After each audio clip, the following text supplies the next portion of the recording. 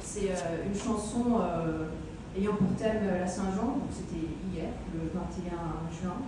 Pour les orthodoxes, c'est plus tard. Voilà. C'est bien de fêter les deux. C'est comme Noël chez les franco-russes, on fait les deux. C'est bien. Des fois plus de cadeaux. Non, je rigole, je ne pas.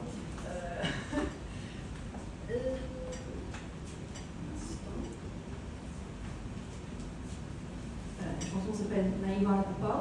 C'est une chanson ukrainienne du village Stare Kogne, de Polésie de l'Ouest.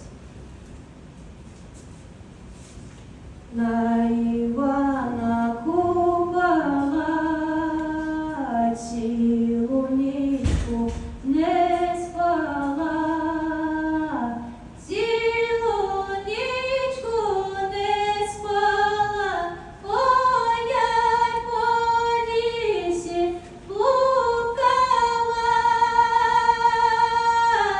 цілу нічку не спала, ой, я по лісі блукала,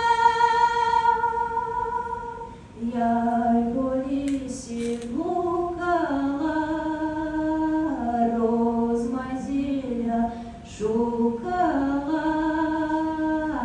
хоч я його не знала, ой, зозулі питала,